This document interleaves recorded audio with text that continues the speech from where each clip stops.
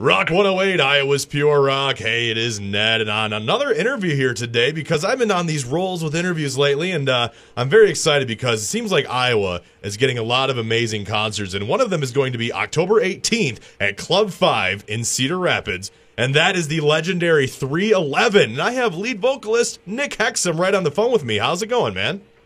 Hey, really good. Thanks for having me today. Yeah, definitely. I know you're kind of busy right now. You're driving around your daughter, so we'll see what we can get out and drive safely, my friend. Definitely. Now, Will do. You've got the fall tour pretty much started, and of course, your show here in Iowa at Cedar Rapids, and your brand new album Mosaic. How have the shows been going? It's been great to have that fresh dose of excitement with songs on Mosaic. There's a lot of really hard rocking songs that are great live, and there's more dynamics in the new music. There's like crazy builds and drops, and it's modern sounding, but it's very guitar oriented. Cool. So it's added a lot of excitement to the tour, and we normally haven't been doing fall tours, but because of the momentum of this album, we're like, all right, let's go out again in the fall, and so we're heading there. Awesome, man. Well, Mosaic, you guys did a really cool thing with this brand new album, which fans could submit a photo or photos to create the album cover, and it's unique as hell. What was the final number of pictures that you guys received? You chose 10,000 of them. How many did you actually get? I would say we got about triple that. We got like 30,000, and yeah, it was just really fun to. We're such a kind of fan-oriented band, so to have a lot of our fans be able to zoom in, there's a digital version online where you can zoom in real close and see yourself on there. So that's pretty cool. And then also, in a similar sort of crowdsourcing thing, we did a new video for our new single, Till the City's on Fire, that's all a bunch of fan clips. Then, that's really special for a fan because, if I was to submit a photo and I found that it made it to the album cover, I feel like that just gives you such more of a personal feeling with a brand new album, Absolutely. We like to have as much direct contact as we can. Like when we do our cruise, everybody that comes on the cruise takes a photo with us. So, it charges us up to have connect. It's so unique that you guys have a Oh, sorry, the Bluetooth went out there for a second, but it's so unique for you guys to have a cruise and all the amazing things. I mean, what was that feeling of like, let's take the band out on a cruise and get fans. What is the cruise experience for a fan?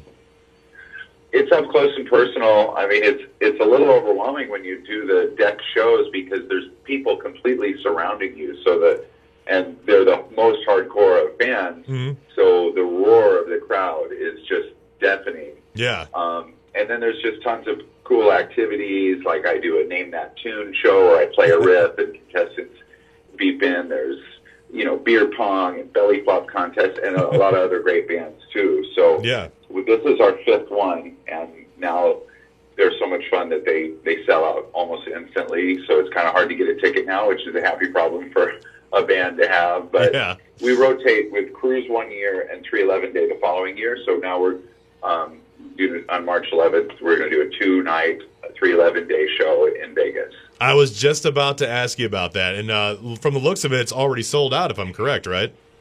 Yep, it went quick. Didn't take long. Now, you guys seem to top it every single year with more songs. I mean, I think it started in 2000, if I'm correct, 311 Day. And it was just one day, and you started with like 49 songs. So how many songs are you going to be performing at the 2018 311 Day? Oh, man, I think we're up in the 80-song range. Holy crap. And you're right. We do have to top ourselves each time, so that's what we're planning now is we get to be like a big band for one day and have it go crazy on the production, like, U2 or something might do with high-flying, visuals, video wall. Who knows? We might even have pyrotechnics. Woo! You never know.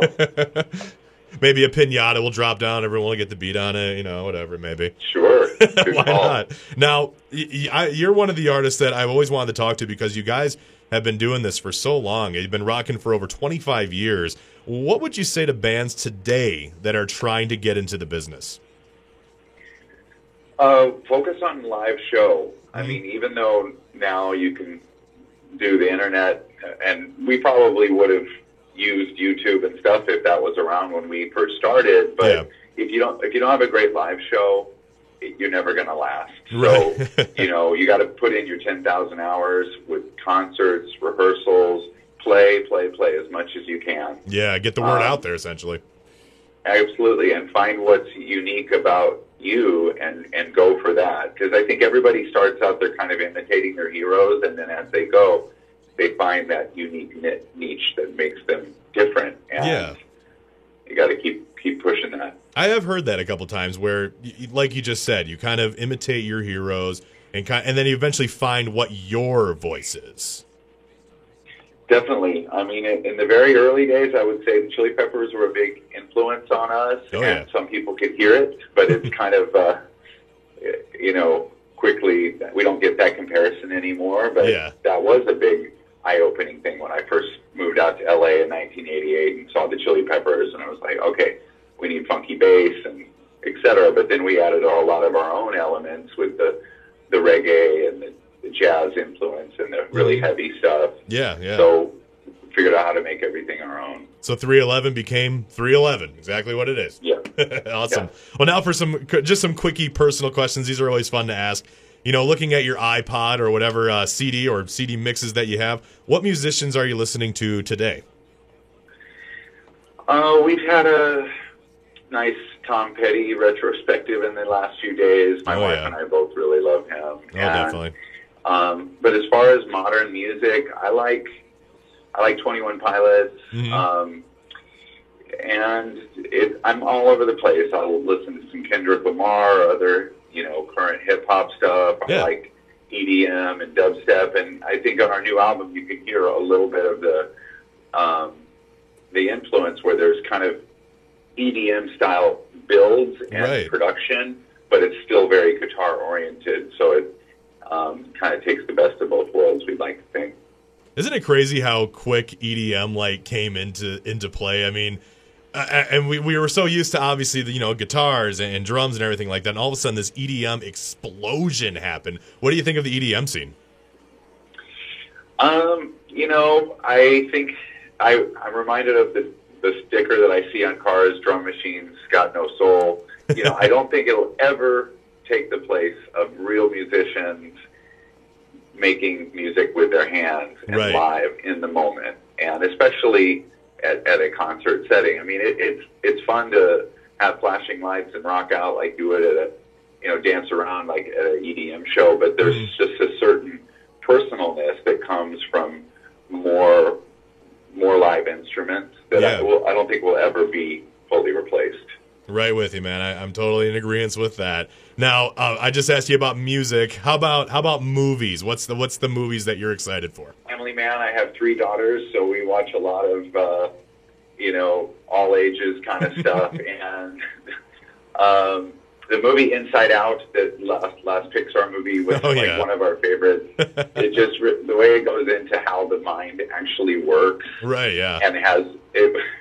That was a lot of fun. But me, when I'm watching stuff on my own, I love classics like gangster movies. There's a movie adaptation that was so creative. It was like a movie about the making of the movie that we're watching and what it's like to have writer's block and stuff like that. That's one of my favorite movies of all time. Those are the best. I love those, especially documentary. I love documentaries, and I love watching movies about movies, like how they created it. Like there's this movie coming out with Seth Rogen and James Franco called The Disaster Artist, and it's kind of the story talking about this horrifying movie called The Room. I don't know if you've seen it yet, but I suggest checking it out.